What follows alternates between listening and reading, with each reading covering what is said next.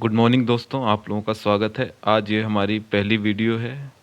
इसमें मैं आपको कंप्यूटर के कुछ बेसिक जानकारी दूंगा। अगर आप लोगों को जानकारी पसंद आती है, आपके काम की है, तो आप वीडियो को एक बार लाइक, शेयर और चैनल को सब्सक्राइब ज़रूर कर देना। तो हम शुरू करते हैं अपना वीडियो। तो सबसे पहले हम देखेंगे कंप्यूटर क्या है, कंप्यूटर की डेफिनेशन क्या है। तो computer is an electronic device that accepts raw data and input processes it using sets of instructions, जिनको हम प्रोग्राम बोलते हैं, stored in memory and produces output as information. तो बेसिकली कंप्यूटर क्या है? एक इलेक्ट्रॉनिक डिवाइस है जिसमें हम डाटा देते हैं, इनपुट। बेसिक कई तरह के इनपुट डिवाइस होती है हमारे पास, उनके थ्रू हम उसमें डाटा इनपुट करते हैं। फिर कंप्यूटर उस डाटा को आगे प्रोसेस करता है और जो उसका रिज़ल्ट होता है उसको मेमोरी में स्टोर करता है और आउटपुट देता है, जिसको हम आउटपुट डिवाइसेस की मदद से ले सकते हैं। तो ये है हमारा बेसिक कि कंप्यूटर क्या है। तो जब ये क्वेश्चन आपके एग्ज़ाम में पूछा जाएगा तो इसमें ज़्यादातर ये पूछता है computer is a dash device, तो यहाँ पे आएगा इलेक्ट्रॉनिक डिवाइस। इस स्लाइड से आपका एक तो ये बनता है। दूसरा आपका पूछता है कि what is the task, main task of computers. तो इसके मेन टास्क में आता है accepts raw data as input, process it using sets of instructions और stored in memory and produces output as information. यहाँ से दो तरह के क्वेश्चन बनते हैं। अब हम चलते हैं अपनी नेक्स्ट स्लाइड पे। Types of computer. कंप्यूटर को हम कैटेगराइज करते हैं दो टाइप से, एक तो अकॉर्डिंग टू साइज़ और दूसरा according to task performed by computer, कि वो क्या काम करता है, उसके वर्किंग प्रिंसिपल उसका क्या है, उसके ऊपर हम। तो साइज़ के हिसाब से कंप्यूटर को मेनली 4 पार्ट में हम कैटेगराइज करते हैं। सबसे पहला है सुपर कंप्यूटर, उसके बाद है मेन फ्रेम कंप्यूटर, उसके बाद मिनी कंप्यूटर और माइक्रो कंप्यूटर। तो अब हम डिटेल में इनके बारे में जानेंगे कि दोस्तों। अब हम बात करते हैं सुपर कंप्यूटर्स की। तो सुपर कंप्यूटर्स क्या है? बहुत साइज में लार्ज होते हैं और पावरफुल कंप्यूटर्स होते हैं, है ना। इनको डिज़ाइन किया जाता है बहुत ही कॉम्प्लेक्स कैलकुलेशन और हाई स्पीड में जब काम करने की ज़रूरत होती है तो हम सुपर कंप्यूटर्स का यूज करते हैं। अब सुपर कंप्यूटर्स का यूज जनरली किया कहाँ जाता है? जैसे मैंने बताया कि पावरफुल कैलकुलेशंस के लिए इनका यूज किया जाता है, कॉम्प्लेक्स कैलकुलेशंस के लिए।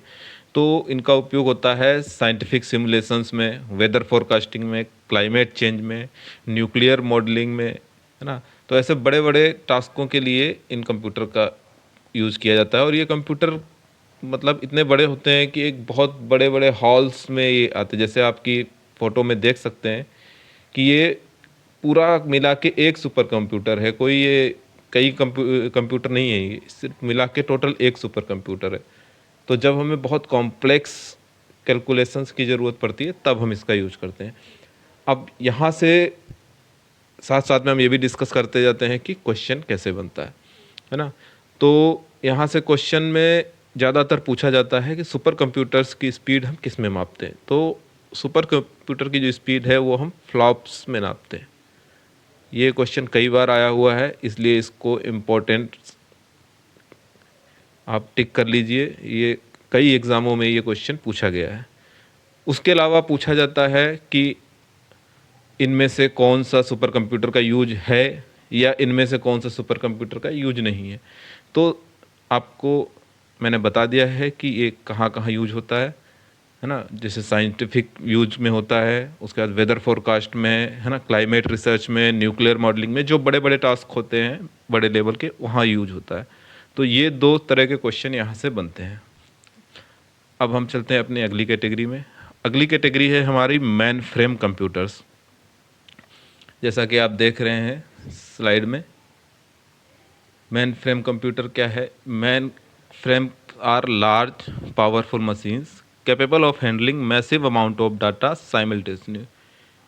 ये भी साइज में लार्ज होते हैं, सुपर कंप्यूटर से काफ़ी छोटे होते हैं, लेकिन अगर हम बाकी कंप्यूटरों से, अपना माइक्रो कंप्यूटर, मिनी कंप्यूटर से बात करें तो उनसे बड़े होते हैं। तो ये भी ज़्यादातर बड़े लेवल के जो डाटा होते हैं उनको हैंडल करने के लिए यूज किया जाता है। बहुत सा डाटा एक साथ इसमें हैंडल हो सकता है ना। तो हाँ, जैसे कि ये देखो यहाँ लिखा हुआ है, these are smaller than super computer but larger than micro computers and can process million of transaction per second. तो इनकी भी स्पीड काफ़ी तेज़ होती है। अब हम बात करते हैं कि ये यूज कहाँ होते हैं, है ना। तो ज़्यादातर ये यूज होते हैं आपकी बड़ी बड़ी ऑर्गेनाइजेशन में, जहाँ मतलब लाखों में पीपल्स के डाटा वगैरह जिनको मैनेज करना पड़ता है, हैंडल करना पड़ता है। जैसे आपके गूगल्स के हो गए, अमेजन्स के सर्वर हो गए, ये और जो फ्लिपकार्ट्स के हो गए, जहाँ पे मतलब लार्ज अमाउंट ऑफ डाटा जहाँ पे हैंडल करना होता है, वहाँ पे मेन फ्रेम कंप्यूटर्स का यूज किया जाता है। अब हम चलते हैं अपनी अगली स्लाइड पे। हमारा अगला टाइप है मिनी कंप्यूटर्स ना। अब मिनी कंप्यूटर्स साइज में छोटे होते हैं, है ना। इनको also known as mid range server. ऊपर वाले भी मैंने बताए थे सर्वर ही हैं, लेकिन वो बहुत बड़े लेवल के हैं। ये मिड रेंज सर्वर छोटे छोटे, मतलब जैसे हम किसी, हमारा कोई एक ऑफिस है, उस ऑफिस का एक हमने छोटा सा अलग सा सर्वर बना दिया, जिसमें एक लिमिटेड अमाउंट ऑफ यूजर, उसको 15 20 30 के मतलब जितने यूज़र हैं उसी के हिसाब से उस सर्वर की कैपेसिटी वगैरह कॉन्फ़िगर करके छोटे लेवल पे जो सर्वर यूज़ करते हैं वो होते हैं हमारे मिनी कंप्यूटर्स, है ना। तो उसके बाद हम चलते हैं अपने अगले उस पे। अब हाँ, इनका एक बार यूज़ देख लेते हैं। कहाँ, ये देखिए स्मॉल सर्वर्स, है ना। और जो वीडियो एडिटिंग वगैरह में हम जो कंप्यूटर यूज़ करते हैं, मतलब जो ये जो जो माइक्रो कंप्यूटर्स होते हैं, इनसे थोड़ा सा इनका लेवल अप होता है। थोड़ा सा इनके अंदर जो रैम हो गया, मेमोरी हो गया, ये सब थोड़ा हाई लेवल की होती है। बाकी दिखने में सेम होते हैं, बस इनमें थोड़ा सा कॉन्फ़िगरेशन का अंतर होता है, और थोड़ा अच्छे अच्छे खासे जो टास्क होते हैं उनको हैंडल करने के लिए इनका हम यूज़ करते हैं। अब हम देखते हैं अपनी लास्ट कैटेगरी, जो कि साइज के हिसाब से है। सॉरी, यहाँ पे मिनी कंप्यूटर लिखा हुआ गलती से। ये है हमारा micro computer. Micro computer, micro computer क्या होता है? ये पर्सनल कंप्यूटर्स होते हैं जो हम अपने घरों में यूज करते हैं। हमारे पीसी हो गए, हमारा लैपटॉप हो गए, हमारा टैबलेट हो गए, मोबाइल फ़ोन हो गए, ये सब हमारे मिनी कंप्यूटर में आते हैं, है ना। अब देखो इसमें इनकी कैटेगरी क्या होती है? स्मॉल होते हैं, लो कॉस्ट कंप्यूटर्स हैं, है ना, इंडिविजुअल यूज़ के लिए बनाए गए हैं, है ना। अब इनमें होता है डेस्कटॉप, है ना। उसके जो डेस्कटॉप कंप्यूटर होता है वो क्या होता है? फिक्स्ड होते हैं, है ना, डेस्कटॉप बेस्ड होते हैं। इसमें एक आपका मॉनिटर होगा, है ना, एक मॉनिटर होगा, एक आपका सीपीयू होगा, उसके बाद आपका कीबोर्ड होगा, उसके बाद आपका माउस होगा। इसमें आपका जो डेस्कटॉप पीसी में मेन ये 4 कंपोनेंट होते हैं। उसके अलावा एक्सटर्नल आप प्रिंटर लगाना चाहते हैं, प्रिंटर लगा लें, वो अलग से है। लेकिन ये जो है, ये 4 चीज़ें जो है ये बिल्कुल इसके लिए ज़रूरी हैं, इसके बिना ये काम नहीं करेगा। दूसरे आते हैं लैपटॉप्स। लैपटॉप्स क्या होते हैं? पोर्टेबल होते हैं, बैटरी पावर्ड होते हैं, है ना। लाइट अगर आपकी चली जाती है तो कुछ देर के लिए वो बैकअप दे देते हैं। आजकल तो 5-5 6-6 घंटे के बैकअप वाले भी लैपटॉप्स आ गए हैं।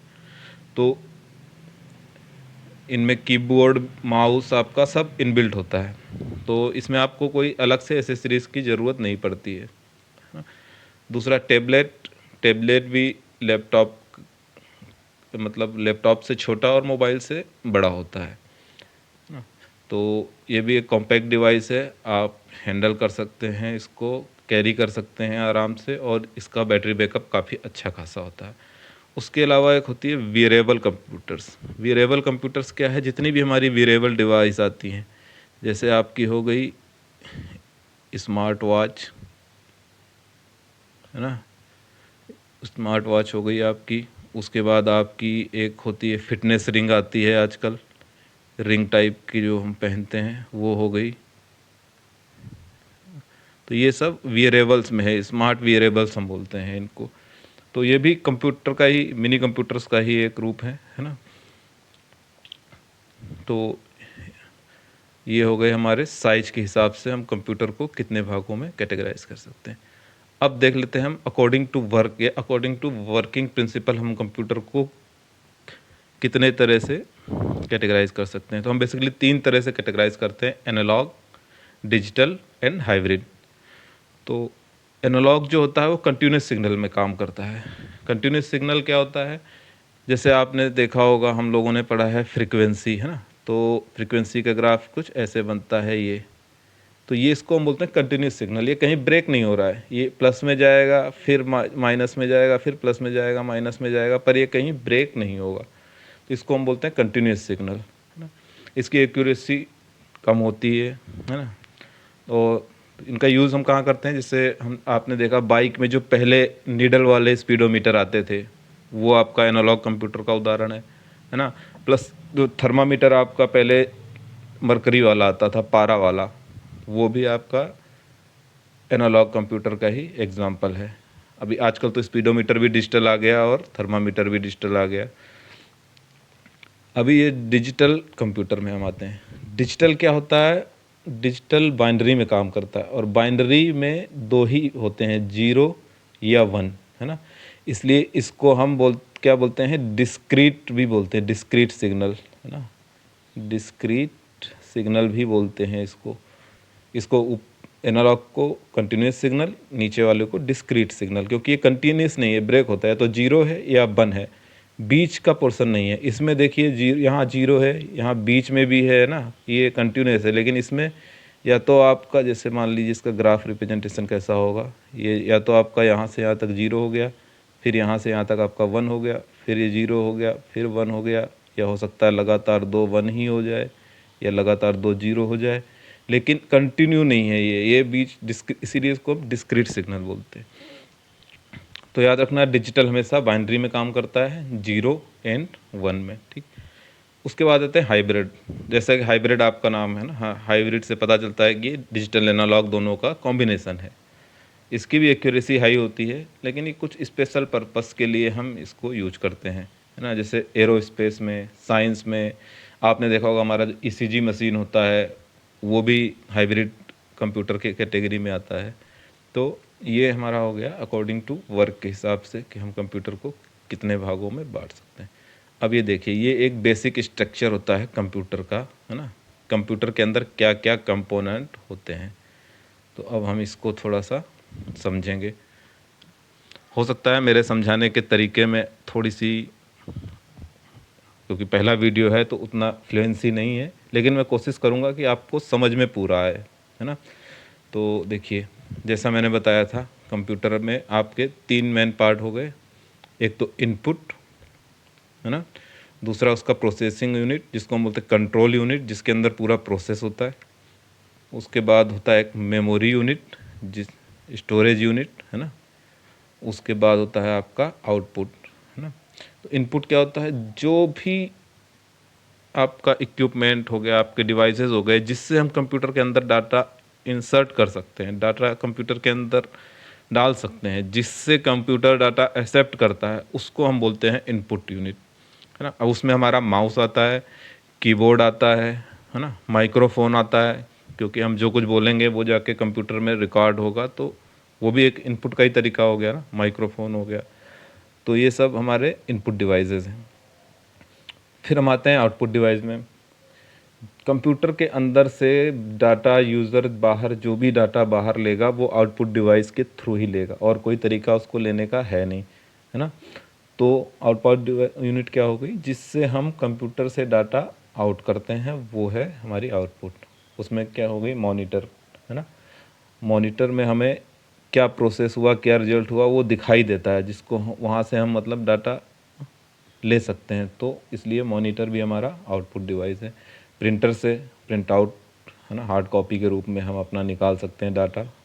उसके बाद स्पीकर्स हैं, जैसे हमने देखा माइक से इन कर सकते हैं, तो स्पीकर से डाटा आउट कर सकते हैं। इसके अलावा और बहुत सारे हैं, आपका प्लॉटर है ना, आप सीडी डीवीडी से भी ले सकते हैं। तो आउटपुट डिवाइस वो हम सेपरेट जब इनपुट आउटपुट डिवाइस की बात करेंगे तब आप देखेंगे कि क्या क्या होता है उसके अंदर। अब मेन पार्ट आता है कंप्यूटर का कंट्रोल यूनिट, सीपीयू, जिसको हम बोलते हैं सेंट्रल प्रोसेसिंग यूनिट, सीपीयू, है ना।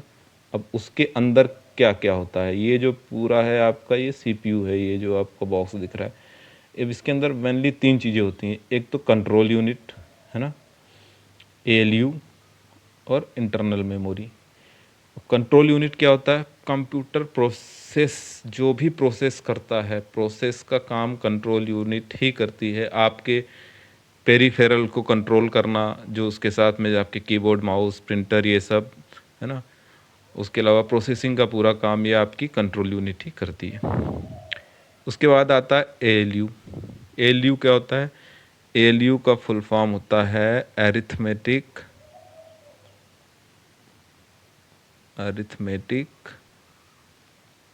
लॉजिकल यूनिट है ना। कंप्यूटर के अंदर जितने भी आपके मैथमेटिकल कैलकुलेशन होते हैं वो सब आपका एएलयू करता है, एएलयू परफॉर्म करता है। मैथमेटिकल प्लस लॉजिकल है ना, ये जितने भी आपके होते हैं ये आपका एएलयू परफॉर्म करता है। उसके बाद आती है आपकी इंटरनल मेमोरी। इंटरनल मेमोरी जो कंप्यूटर को काम करने के लिए, प्रोसेस करने के लिए जिस मेमोरी की ज़रूरत होती है उसे हम इंटरनल मेमोरी कहते हैं, है ना।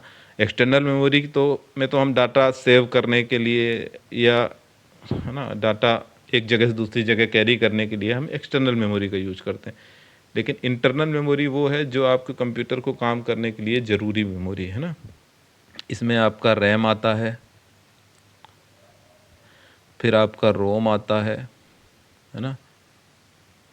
इसके बाद आपका रजिस्टर्स वगैरह होते हैं, ये सब आपके कैश मेमोरी होती है, ये सब आपके इंटरनल मेमोरी के एग्जांपल्स हैं जो कंप्यूटर को वर्क कराने है ना। अब ये इंटरनल मेमोरी में देखो आपकी 2 तरह की है। मेन मेमोरी जो आपको मैंने बताई है, रैम रोम, जो मेन मेमोरी जो कंप्यूटर को काम करने के लिए बिल्कुल ज़रूरी है, जिसके बिना कंप्यूटर काम नहीं करेगा, उसे हम बोलते हैं मेन मेमोरी। और सेकेंडरी स्टोरेज जो मैंने आपको बताया, जो आपके कंप्यूटर के अंदर हार्ड डिस्क होती है ना, हार्ड डिस्क होती है, वो आपका जो भी डाटा है वो स्टोर करने के लिए यूज होती है, तो उसे हम बोलते हैं सेकेंडरी स्टोरेज।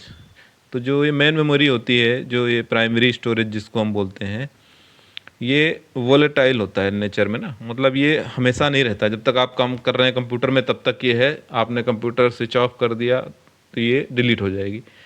जबकि सेकेंडरी यूनिट नॉन वोलेटाइल होती है, ये हमेशा रहती है। कंप्यूटर बंद हो जाएगा तो भी आपकी हार्ड डिस्क में जो भी डाटा सेव है वो डाटा आपका प्रेजेंट रहेगा।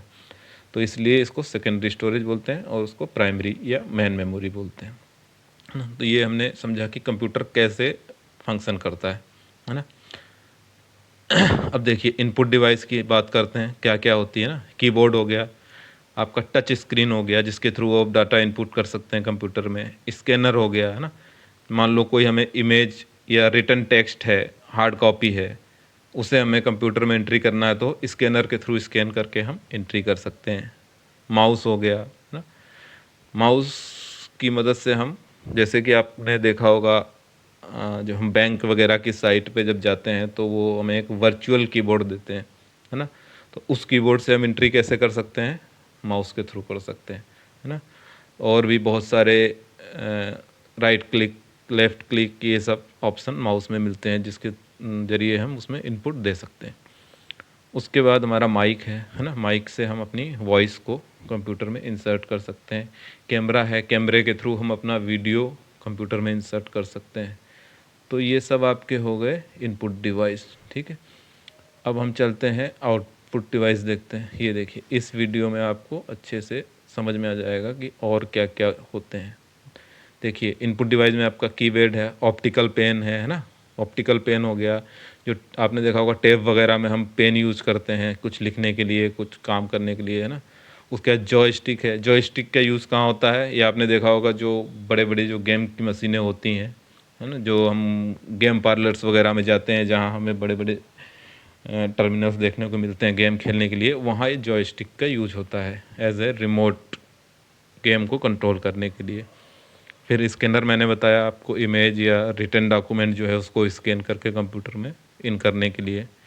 बार कोड रीडर, ये आपने ज़्यादातर शॉपिंग मॉल्स वगैरह में या रिटेल शॉप्स पे मतलब देखा होगा। तो जो प्रोडक्ट होते हैं उसका वो बार कोड रीड करते हैं और उसका रेट वगैरह सब कुछ उनके मशीन में आ जाता है। उनको हर एक प्रोडक्ट का रेट याद करके रखने की ज़रूरत नहीं है। तो ये भी इनपुट के लिए यूज होता है ना। उसके अलावा आप देख रहे हैं डिजिटल कैमरा हो गया, है ना। उसके बाद पेन ड्राइव हो गया, है ना? टच स्क्रीन हो गया, है ना। अब इसमें से कुछ चीज़ें ऐसी होती हैं जो हम इनपुट आउटपुट दोनों के लिए यूज कर सकते हैं। जैसे पेन ड्राइव है, पेन ड्राइव की हेल्प से हम डाटा कंप्यूटर से ले भी सकते हैं और कहीं और से डाटा लाके अपने कंप्यूटर में डाल भी सकते हैं। तो ये एज ए इनपुट और आउटपुट दोनों में काम करता है। सेम आपका सीडी डीवीडी हो गया, है ना। Pen drive, CD DVD, fax. Fax क्या होता है? फैक्स में हम फैक्स भेजते हैं तो डाटा इन भी करते हैं, और जब कहीं से फैक्स आता है तो उसको आउट भी करते हैं, तो वो दोनों में काउंट होता है ना। उसके बाद आपका मॉडम, है ना। मॉडम क्या होता है? Modulator and demodulator. डीमॉड्यूलेटर इसलिए हम इसको बोलते हैं मॉडम, एमओ से मॉड्यूलेटर, डीएम से डीमॉड्यूलेटर। तो ये भी इनपुट आउटपुट दोनों काम करता है। हम नेट से कुछ डाटा लेते हैं अपने कंप्यूटर में तो इनपुट का काम करता है ना। हम कुछ अपलोड करते हैं, है ना। आसान भाषा में समझे तो जब डाउनलोड करते हैं तो डाटा इन करते हैं, जब अपलोड करते हैं तो डाटा आउट करते हैं। तो ये भी इनपुट और आउटपुट दोनों के काम में आता है। अब आउटपुट में हेडफोन्स हो गया, स्पीकर हो गया, है ना, ये सब आउटपुट डिवाइस है। आपकी प्रिंटर हो गया जिससे हम प्रिंट ले सकते हैं। प्लॉटर, अब प्लॉटर क्या होता है? प्लॉटर एक टाइप के बड़े प्रिंटर होते हैं जिससे हम बड़े बड़े, जैसे आपने देखे होंगे जो रोड पे होर्डिंग्स वगैरह लगे होते हैं बड़े बड़े, है ना, ये जो फ्लेक्स पे हम चुनाव के ऐड करते हैं, छपवाते हैं, कोई नई शॉप वगैरह खुलती है तो हम जगह जगह बोर्ड लगाते हैं बड़े बड़े। तो वो जो बड़े बड़े प्रिंट आउट होते हैं वो प्लॉटर से निकलते हैं हम लोग, है ना। ये तो प्रिंटर का ही टाइप हो गया। तो ये जब हम कभी टाइप ऑफ अगली वीडियो में या उससे अगले वीडियो में जब कभी हम प्रिंटर का वीडियो बनाएंगे तब आपको प्रिंटर के बारे में अच्छे से, कौन सा प्रिंटर होता है, क्या टास्क होता है, वो समझाएंगे। उसके बाद ये होता है आपका स्पीकर, है ना। तो ये भी आउटपुट डिवाइस का काम होता है ना। तो मुझे लगता है यहाँ तक आपको कंप्यूटर का बेसिक अच्छे से समझ में आ गया होगा।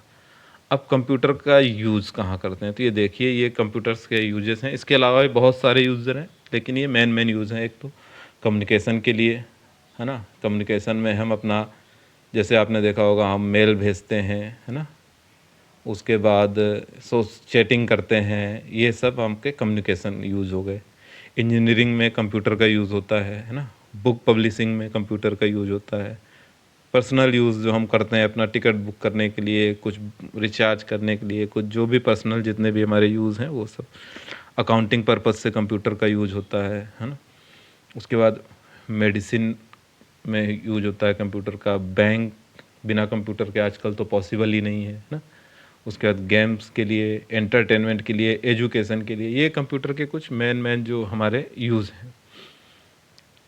वीडियो थोड़ा सा लंबा है ना, लेकिन ये है कि आप एक बार वीडियो देखेंगे तो आपका कंप्यूटर का बेसिक बिल्कुल क्लियर हो जाएगा। ये देखिए, साइंटिफिक एंड रिसर्च, बिजनेस, है ना। जैसे आपने देखा होगा आजकल ई कॉमर्स का ज़माना है तो बिना कंप्यूटर के तो पॉसिबल ही नहीं है ई कॉमर्स। तो बिजनेस में भी कंप्यूटर्स का यूज बढ़ गया है। तो ये दोस्तों, ये था हमारा आज का मेरा पहला वीडियो, है ना। अब आप लोग इस वीडियो को देखिए और बताइए कि कैसा है ना। अगर कुछ सुधार की ज़रूरत है तो वो भी कमेंट में बताइए। वीडियो आपको अच्छा लगा है तो एक बार लाइक, सब्सक्राइब और शेयर कर देना, है ना। ताकि कमेंट सेक्शन में आप बताना भी कि आपको कैसा लगा, ताकि मुझे मोटिवेशन मिले तो मैं और आपके लिए जानकारी लेके आने की कोशिश करूँगा, है ना। जानकारी मैं आपको जो दे रहा हूँ वो बिल्कुल फ्री ऑफ कॉस्ट है। इसके लिए कोई पैसा, कोई कुछ चार्ज नहीं किया जा रहा है। अगर आपके लिए यूज़फुल है तो आप लाइक कर देना, नहीं तो फिर आपकी इच्छा है ना। लेकिन अगर कुछ कमी है तो एक बार कमेंट में ज़रूर बताइएगा कि हाँ, यहाँ पे आपको सुधारने की ज़रूरत है, तो मैं वहाँ पे अपना, ठीक है। पहली वीडियो थी इसलिए थोड़ी सी लंबी हो गई होगी, है ना। इसके लिए सॉरी। ठीक है, thank you for watching, bye bye.